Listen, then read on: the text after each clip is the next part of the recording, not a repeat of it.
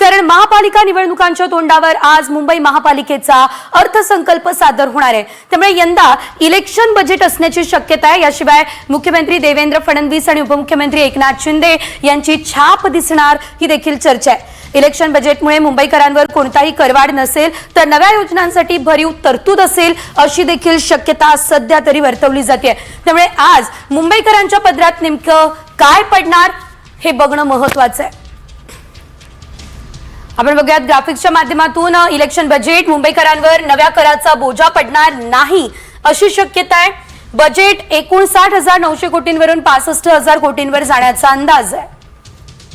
महत्त्वाचं म्हणजे कोस्टल रोडच्या दहिसर पर्यंतच्या विस्तारासाठी देखील भरीव असा निधी दिला जाऊ शकतो अशी शक्यता आहे। मुंबईमधल्या सर्व रस्त्यांच्या काँक्रिटीकरणासाठी देखील निधी दिला जाण्याची शक्यता आहे। नवीन आरोग्य सुविधा आणि प्रदूषण नियंत्रणासाठी देखील योजना आखल्या जाऊ शकतात। मोठी बातमी आपण बघतोय, मुंबई महानगरपालिकेचं इलेक्शन बजेट हे आज जाहीर होणार आहे आणि यामध्ये आता मुंबईकरांच्या पदरी नेमकं काय पडतं की निराशाच पडते हे बघणं महत्त्वाचं।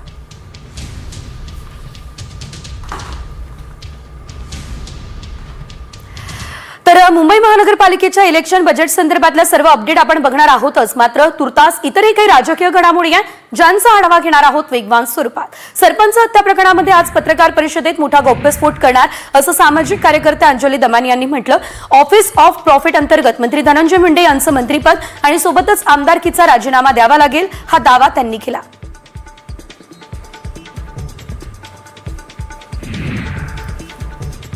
धनंजय मुंडे आणि वाल्मिक कराडवरून मनोज जरांगेंनी सर्वात मोठा गौप्यस्फोट केलाय। निवडणूक काळात वाल्मिक कराड आणि धनंजय मुंडेंनी माझी भेट घेतली होती असा दावा जरांगे पाटील यांनी केलाय।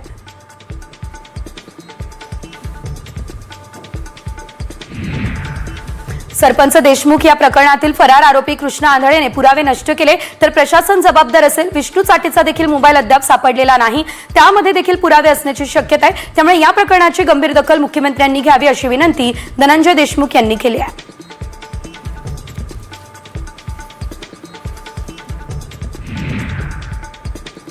बीड सरपंच हत्या प्रकरणामध्ये वाशी पोलिसांनी आता आरोपी असताना देखील त्यांना अडवण्याचा प्रयत्न का केला नाही हा गंभीर आरोप धनंजय देशमुख यांनी उपस्थित केला। आरोपीला पळून जाण्यास पोलिसांनी मदत केल्याचा संशय देशमुखांनी व्यक्त केला। वाशी पोलीस ठाण्याचे पीएसआय रमेश सुले यांच्या कारवाईवरती आता संशय देखील व्यक्त केला जातोय।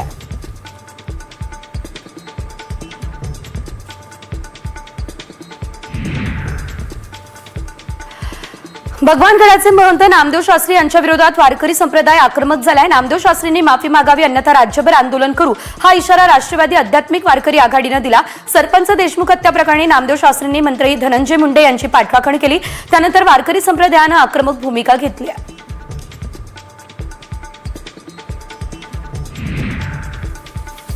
एकीकडे सरपंच संतोष देशमुख हत्या प्रकरणावरून मंत्री धनंजय मुंडे यांच्यावर दबाव निर्माण होतोय तर दुसरीकडे भाजपच्या नेत्यांना आता बीडचं वावडं असल्याचं दिसतंय। चंद्रपूरचा बीड होऊ द्यायचा नाही असं माजी मंत्री आणि भाजपचे आमदार सुधीर मुनगंटीवार यांनी म्हटलं, असा दावा काँग्रेस नेते विजय वडेट्टीवार यांनी केला।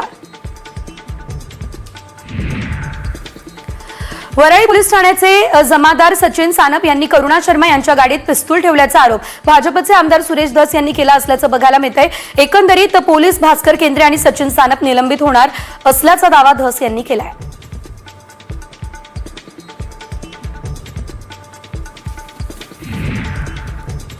मस्साजोगचे सरपंच संतोष देशमुख हत्या प्रकरणात राज्यातील राजकारण तापलंय आणि या हत्या प्रकरणानंतर रोज नवनवीन खुलासे होत आहेत। यात आता भूमाता ब्रिगेडच्या तृप्ती देसाई यांनी वाल्मिक कराड याच्याबाबत अनेक धक्कादायक आणि मोठे खुलासे केले। सरेंडर होण्याआधी कराड भविष्य पाहण्यासाठी देखील गेला होता असा दावा देसाई यांनी केला असल्याचं बघायला मिळत आहे।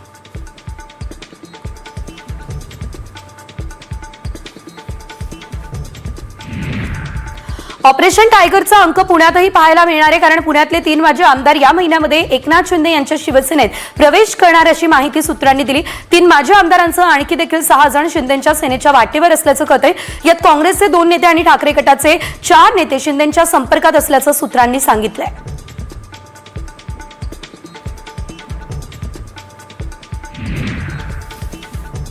मुख्यमंत्री देवेंद्र फडणवीस अजूनही वर्षा बंगल्यावर राहायला गेलेले नाही। यावरून ठाकरे गटाचे खासदार संजय राऊतांनी एकनाथ शिंदेंवर निशाणा साधला। फडणवीसांना वर्षावर राहायला का जात नाहीये याचं उत्तर शिंदेंनी द्यावं, असा सवाल राऊतांनी उपस्थित केलेला आहे।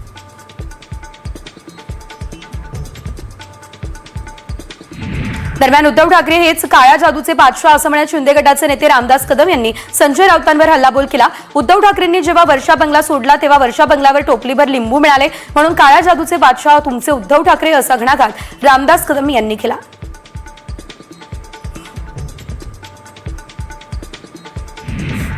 तर अंधश्रद्धेच्या पायीच संजय राऊतांनी पक्षाची वाट लावली। बंगालचा जादूगर नेहमीच संजय राऊतांच्या दारात असतो, हा आरोप मंत्री संजय शिरसाट यांनी केलाय। संजय राऊत यांच्यासारखे बकवास वक्तव्य दुसरं कोणीच करू शकत नाही असंही शिरसाट म्हणाले।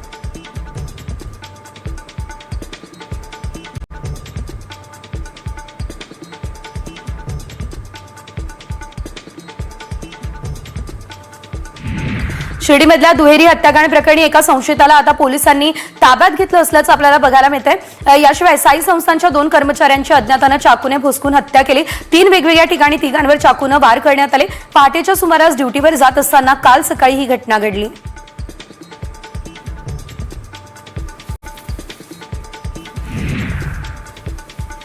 साईबाबांची शिर्डी ही दुहेरी हत्याकांडानं हादरली आणि या हत्याकांडामागे जे कोणी असतील त्यांना फाशीची शिक्षा द्या अशी मागणी मृत सुभाष धोंडेच्या भावानं केली।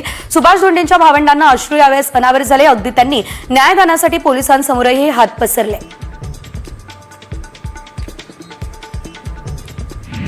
दरम्यान शिर्डी साई संस्थांच्या 2 कर्मचाऱ्यांची हत्या झाल्यानंतर जुन्या वादाला पुन्हा नव्यानं तोंड फुटलं।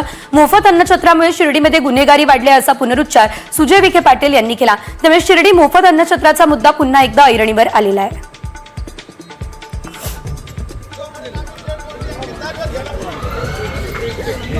पुण्यात जीबीएस सिंड्रोमचे 158 संशयित रुग्ण आढळले, तर 5 संशयित रुग्णांचा मृत्यू झालाय। यापैकी 127 रुग्णांचं निदान निश्चित झालंय आणि या आजाराची कारणं काय याबाबत आता पशुसंवर्धन विभागाच्या वतीने संशोधन करण्यात येत आहे। ही माहिती आरोग्य उपसंचालकांनी दिली आहे।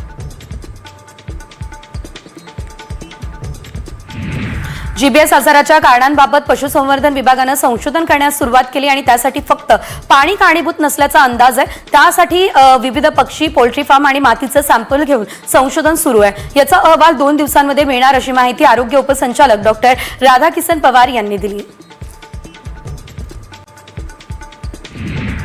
जीबीएस आजाराचा एक संशयित रुग्ण अहिल्यानगर शहरात आढळला। जिल्हा रुग्णालयात तपासणीसाठी आलेल्या 14 वर्षीय मुलीमध्ये जीबी सिंड्रोम सारखी लक्षणं दिसल्यानं तिला उपचारासाठी पुण्यातील ससून रुग्णालयात दाखल करण्यात आलं।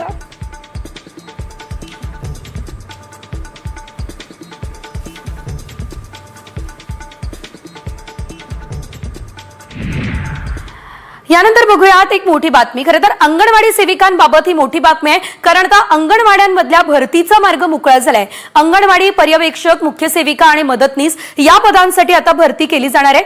पुढच्या 100 दिवसांमध्ये ही सर्व पदं ही आता भरली जाणार आहेत। मुख्यमंत्री देवेंद्र फडणवीस यांनीच तसे आदेश दिले आणि त्यानुसार महिला बालविकास विभागानं रिक्त जागा भरण्याचा निर्णय सुद्धा घेतला असल्याचं बघायला मिळत आहे।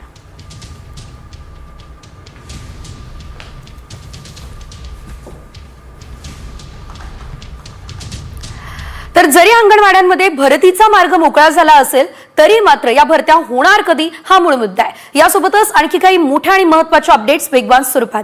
आज तिथीनुसार छत्रपती संभाजी महाराजांचा राज्याभिषेक सोहळा किल्ले रायगडावर साजरा होतोय। या निमित्तानं गडपूजन, शिरकाई देवी पूजन, पालखी मिरवणूक, मर्दानी खेळांची प्रात्यक्षिकं अशा विविध कार्यक्रमांचं आयोजन करण्यात आलेलं आहे। राजदरबारातील मेघडंबरी फुलांनी सजवण्यात आलेली आहे।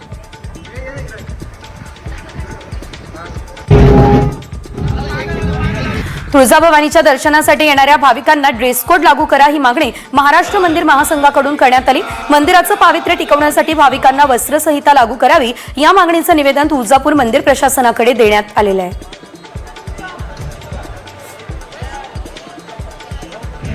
महाकुंभात मौनी अमावस्येला झालेल्या चेंगराचेंगरीमधील मृतदेह नदीत टाकून दिल्याचा आरोप समाजवादी पार्टीच्या खासदार जया बच्चन यांनी केला। महाकुंभ मेळाव्यात शनिवारी पहाटे चेंगराचेंगरी होऊन 30 जणांचा मृत्यू झाला। मृतदेह नदीत टाकल्यानं नदीचं पाणी प्रदूषित झालंय असंही जया बच्चन यांनी सांगितलं।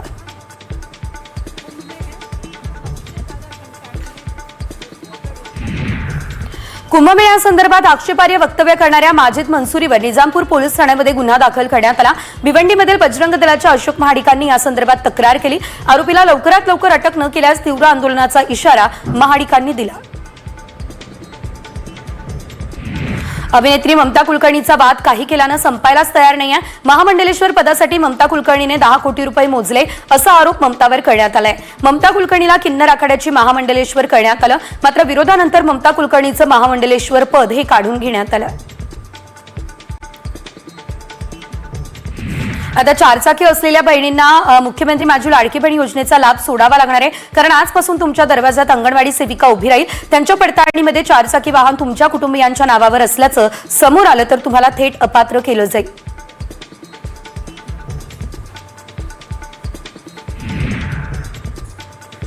सडकोच्या घरांना नागरिकांची नापसंतीच असल्याचं पुन्हा एकदा बघायला मिळतंय, कारण गेल्या वर्षी ऑक्टोबरमध्ये 26,000 घरांसाठी सिडकोने लॉटरी काढली, मात्र 26,000 घरांसाठी केवळ 22,000 अर्ज दाखल झाले। 5 वेळा मुदतवाढ देऊनही केवळ 22,000 नागरिकांनी बुकिंग अमाऊंट भरली। आता तरी घरांच्या किमती कमी होणार का हे पाहणं आता महत्त्वाचं आहे।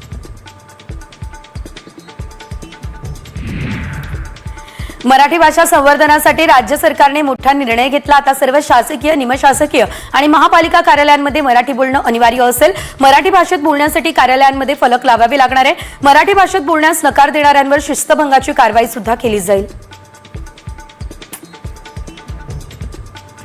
बाबा सिद्दीकी यांच्या हत्या प्रकरणातील प्रमुख आरोपी शिवकुमारने विशेष मकोका कोर्टामध्ये घुमजाव केलेला आहे। पोलीस कोठडीमध्ये जबरदस्तीने जबाब घेतल्याचा आरोप त्याचा आहे। जबाब मागे घेण्यासाठी शिवकुमारने कोर्टात अर्ज केला। बाबा सिद्दीकी यांच्या हत्या प्रकरणात शिवकुमारवर प्रमुख शूटर असल्याचा दावा पोलिसांचा आहे। खायगरच्या मेडिकवर रुग्णालयाला आता मनसेने दणका दिला। अपघातग्रस्त रुग्णांच्या इन्शुरन्समधून बिल घेऊन पेशंटला डिस्चार्ज दिला, मात्र लगेचच अतिरिक्त 50,000 रुपयांसाठी डिस्चार्ज कार्ड फाडून रुग्णाला थांबवण्यात आलं। हा प्रकार कळताच मेडिकवर रुग्णालयाला मनसेने धारेवर धरलं आणि जाब विचारला। अरे क्लेम झाला, बिल पे झालं तरी नाही सोडणार। 40 ते 50 कामगारांना एका खोलीमध्ये डांबून ठेवत मारहाण केल्याचा प्रकार पुण्याच्या रांजणगाव एमआयडीसीमध्ये घडला। कामगारांना कामाचा मोबदला न देता डांबून ठेवल्याप्रकरणी 4 जणांविरोधात वेठबिगार कायदा अंतर्गत गुन्हा दाखल झाला। त्यापैकी दोघांना अटक झाली आहे, तर दोघांचा सध्या शोध पोलिसांकडून सुरू आहे। तिकडे सोलापुरात खासगी बँकेच्या वसुली कर्मचाऱ्यांची मुजोरी समोर आली। गाडीचे हप्ते भरले नाही म्हणून या कर्मचाऱ्यांनी एका कर्जदाराच्या मुलाचं चक्क अपहरण केलं। या मुलाला त्यांनी एका गोडाऊनमध्ये डांबून ठेवलं। त्यानंतरही मुलाला सोडण्यासाठी 10,000 रुपयांची खंडणी मागितली। अपहरण करणाऱ्या तिघांविरोधात गुन्हा दाखल झालाय।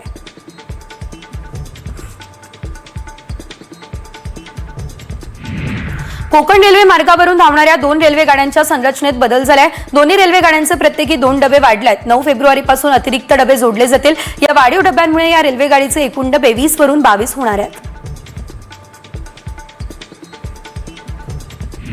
नवी दिल्ली ते कतरा या वंदे भारत एक्सप्रेसमध्ये फक्त शाकाहारी जेवण मिळणार आहे। त्याचसोबत प्रवाशांना मांसाहार पदार्थ नेण्यास देखील मनाई आहे। या ट्रेनमध्ये सर्वात जास्त भाविक वैष्णव देवीच्या दर्शनासाठी जातात, त्यामुळे आता भाविकांच्या भावना लक्षात घेऊन हा निर्णय घेण्यात आला। पनवेल एसटी स्थानकातून सुटणाऱ्या पनवेल ते महाड विनावाहक एसटी बस सेवेमुळे प्रवाशांचा प्रवास सुसाट झाला। त्यामुळे पनवेल स्थानकाच्या उत्पन्नात दिवसाला 1 लाखाची वाढ झाली आहे। पनवेल एसटी स्थानकातून एसटी बस दिवसाला 440 फेऱ्या पूर्ण करते। यातून आगाराला 10 लाखांचं उत्पन्न मिळतंय। नवीन वर्षाचा पहिला महिना पुणे मेट्रोसाठी लाभदायक ठरला, कारण जानेवारी 2025 मध्ये मेट्रोचे दोन्ही मार्गांवरती तब्बल 49,64,000 प्रवाशांनी प्रवास केला। मेट्रोच्या तिजोरीमध्ये 7,84,00,000 रुपयांची विक्रमी उत्पन्न देखील जमा झालं। पुणे रेल्वे स्थानकावरील भार कमी करण्यासाठी खडकीमध्ये स्वतंत्र रेल्वे टर्मिनल्स विकसित करण्यास रेल्वेकडून मंजुरी मिळाली। सध्या काम सुरू झालंय। डिसेंबर 2025 पर्यंत काम पूर्ण करण्याचं नियोजन आहे। त्यामुळे पुणे स्थानकावरील भार आणखी कमी होऊन प्रवाशांना दिलासा मिळणार आहे। उत्तर प्रदेशच्या मुजफ्फरनगर रुडकीस रस्त्यावरती भरधाव ट्रॅक्टरचं टायर फुटून भीषण अपघात झाला। हे ट्रॅक्टर थेट हवेत उडून जमिनीवर आदळलं। या घटनेत चालक गंभीर जखमी झाल्याची माहिती आहे। अंगाचा थरकाप उडवणारा सीसीटीव्हीचा हा व्हिडिओ जो आहे तो समोर आलेला आहे।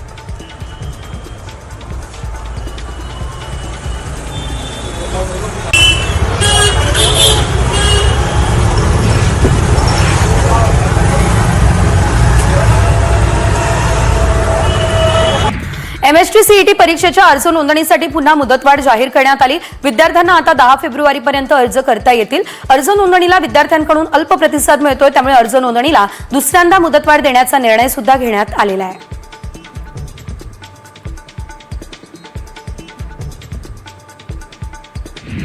सीबीएसईच्या 10वी आणि 12वी 2025 बोर्डाच्या परीक्षांचे हॉल तिकीट जारी झाले। हॉल तिकिटाची लिंक ऍक्टिव्ह करण्यात आली आहे, तर cbse.gov.in या संकेतस्थळावरून विद्यार्थ्यांना त्यांचं हॉल तिकीट डाउनलोड सुद्धा करता येणार आहे।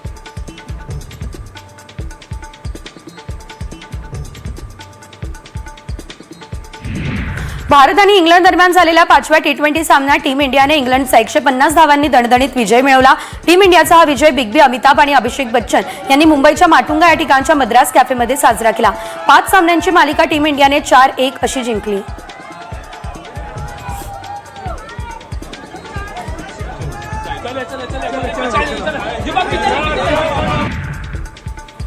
भारतीय अमेरिकन संगीतकार आणि उद्योगपती चंद्रिका टंडन यांनी ग्रॅमी पुरस्कारावर आपलं नाव कोरलं। महत्त्वाचं म्हणजे या पुरस्कार प्रदान सोहळ्यामध्ये त्यांनी सलवार सूट परिधान करत चाहत्यांची मनं जिंकली।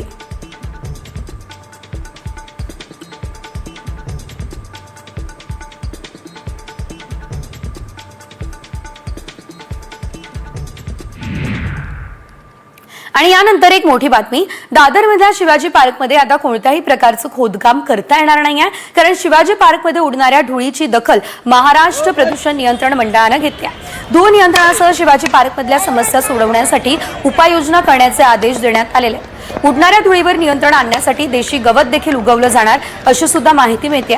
त्यामुळे शिवाजी पार्कवरती आता खोदकामास बंदी घालण्यात आलेली आहे। या आधी सुद्धा आजूबाजूच्या नागरिकांनी अनेकदा तक्रारी केलेल्या होत्या, त्यानंतर खरं तर हा निर्णय आता घेण्यात आला असल्याचं आपण पाहतो।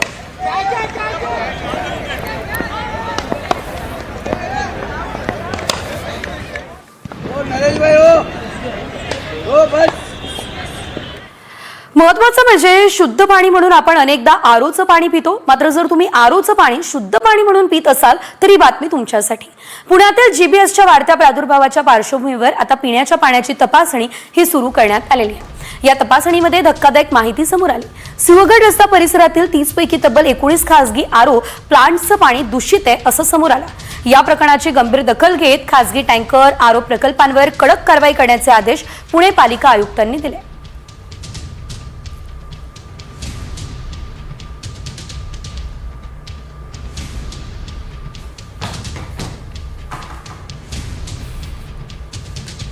यासोबत राज्यभरातल्या इतर काही मोठ्या आणि महत्त्वाच्या अपडेट्स वेगवान स्वरूपात 36 जिल्हे 36 रिपोर्टर्समध्ये। लोणावळ्यात माजी नगरसेवकाच्या आत्महत्या प्रकरणाचा प्रयत्न करण्यात आलेला आहे, मात्र यावेळेस पोलिसांनी वेळीच रोखल्यानं मोठा अनर्थ टळला। शहरातील रखडलेल्या विकास कामावरून नाराज होत माजी नगरसेवक बाळासाहेब जाधवांनी नगर परिषद कार्यालयासमोर आत्मदहनाचा प्रयत्न केला, मात्र घटनास्थळी पोलिसांनी तात्काळ हस्तक्षेप करत त्यांना रोखलं। काय काम केलं त्यांनी दाखवा, चला सुरू काय काम आहे दाखवा। बीडच्या नेकरूरमध्ये शासकीय रुग्णालयाचं बांधकाम करताना लोखंडी प्लेट डोक्यात पडून कामगाराचा मृत्यू झालेला आहे। 38 वर्षीय शंभूदास असं मृत कामगाराचं नाव आहे आणि तो पश्चिम बंगालचा रहिवासी होता। बांधकाम करताना कामगारांच्या सेफ्टीसाठी कुठलीही उपाययोजना नसल्याचा धक्कादायक प्रकार या घटनेनंतर समोर आला आहे।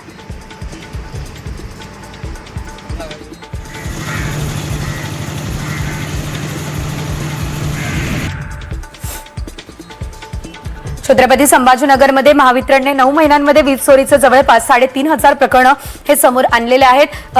सुमारे 6.25 कोटींची वीज चोरी उघडकीस आली आहे। वीज चोरीची बिलं न भरणाऱ्या ग्राहकांवर महावितरणतर्फे थेट पोलिसात गुन्हे सुद्धा दाखल केले जात आहेत।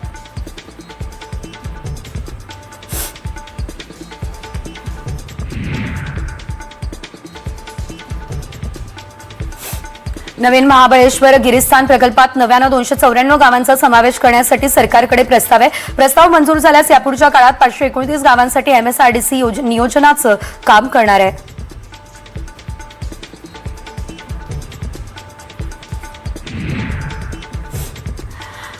टीसीओसी कालावधीच्या सुरुवातीलाच गडचिरोली पोलीस आणि सीआरपीएफ समोर 4 जहाल माओवाद्यांनी आत्मसमर्पण केलं असल्याचं देखील बघायला मिळतंय।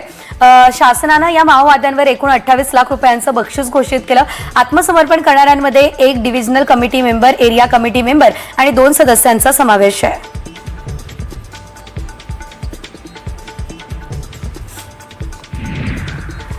रायगडच्या मुरुड समुद्रकिनारी बैलगाडा शर्यतीचं आयोजन करण्यात आलेलं होतं. पंचक्रोशीत बैलगाडा मालकांनी स्पर्धेत भाग घेतला. यावेळी शर्यत पाहण्यासाठी लोकांनी देखील मोठी गर्दी केली.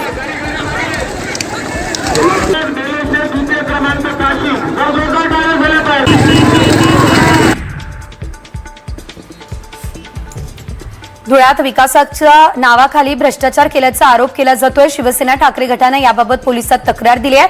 पांझरा नदी परिसरात महाराष्ट्र जीवन प्राधिकरणानं आणि धुळे महानगरपालिकेच्या अधिकाऱ्यांनी कॉन्क्रीट रस्ता विनापरवानगी फोडण्याचा गंभीर आरोप ठाकरे गटाच्या वतीने केलेला आहे.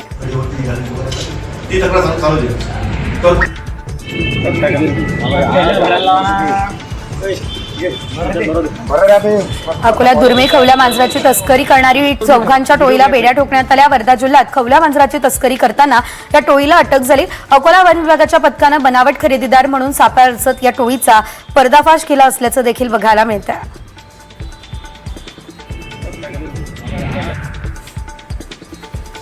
नाशिकच्या पंचवटीमधील नागचौक या ठिकाणी 2 गटाच्या टोळी युद्धात गोळीबार झाला. जुन्या वादातून 2 गटात गोळीबाराची घटना घडली. यावेळेस 2 जण जखमी झाले. हवेत फायरिंग झाल्याचा गुन्हा दाखल करण्यात आलेला आहे.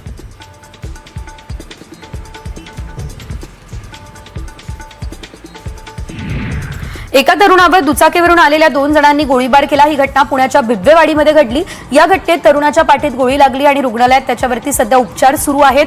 तर पोलिसांना 2 आरोपींची माहिती मिळाली आहे. त्यांचा शोध सध्या केला जातोय.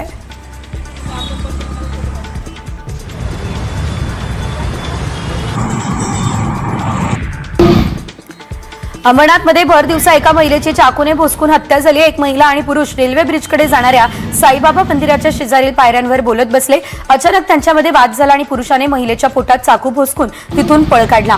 दरम्यान पोलिसांनी हल्लेखोराला ताब्यात घेतलेलं आहे.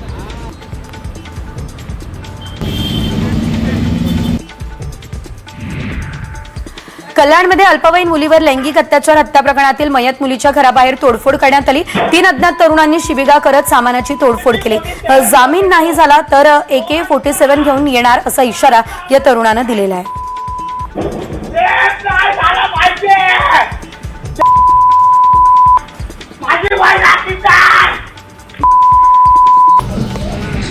कल्याण डोंबिवलीच्या पोलिसांनी बांगलादेशी नागरिकांविरोधात मोहीम तीव्र केली. या पार्श्वभूमीवर पोलिसांनी ग्रामीण परिसरातील चाळ मालकांची बैठक घेतली. या बैठकीत भाडेकरूंची माहिती पोलिसांना द्या, अन्यथा भाडेकरू बांगलादेशी आढळल्यास त्या घरमालकाविरोधात गुन्हा दाखल करता येणार आहे असा इशारा देखील देण्यात आलेला आहे. सांगली पोलिसांनी विटा या ठिकाणी कारवाई करत MD ड्रग्सच्या कारखान्याचा पर्दाफाश करण्याची कारवाई केली. या कारवाईमध्ये तब्बल 29 कोटींचे MD ड्रग्स आढळले. या प्रकरणी पोलिसांना आता आणखी 3 बेड्या ठोकण्यात आलेल्या आहेत.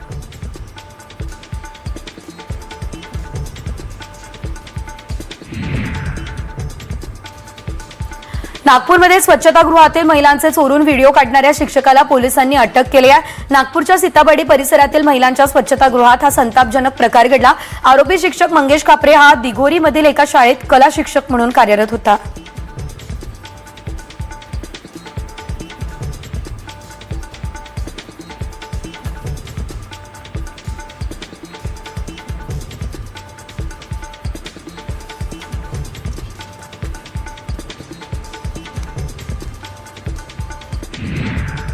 नाशिकच्या मालेगावात 250 गुंगीकारक औषधं जप्त केली. 2 इसम मोठ्या प्रमाणात रिक्षामध्ये गुंगीकारक औषधांच्या बाटल्यांचे अवैधरित्या विक्री करत होते आणि या प्रकरणी 2 ताब्यात घेतलंय. पुढील तपास देखील या संदर्भातला सुरू करण्यात आलेला आहे.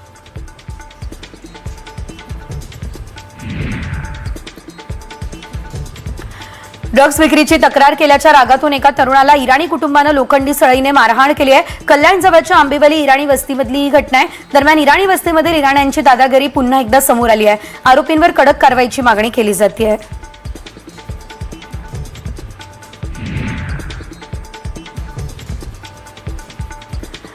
विवाह जुळवणी स्थळावर विधवा महिलेसोबत लग्न करून तरुण फरार झाला. महिलेचे दागिने आणि 17 लाख रुपये घेऊन तरुण फरार झाला.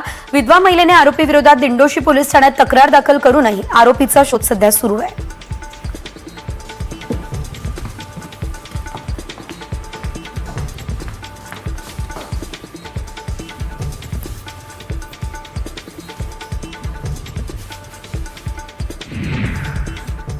आणि यानंतर एक मोठी बातमी बघूयात, ती म्हणजे मराठी भाषा संवर्धनासाठी राज्य सरकारने मोठा निर्णय घेतलाय आणि सर्व शासकीय, निमशासकीय याशिवाय महापालिका कार्यालयांमध्ये मराठी बोलणं अनिवार्य असणार आहे. मराठी भाषेत बोलण्यासाठी कार्यालयांमध्ये फलक लावावे लागणार आहे. मराठी भाषेत बोलण्यास नकार देणाऱ्यांवरती शिस्तभंगाची कारवाई सुद्धा केली जाणार असल्याचं कळतंय. मराठी बोला नाहीतर आता कारवाई होणार हे स्पष्ट आहे.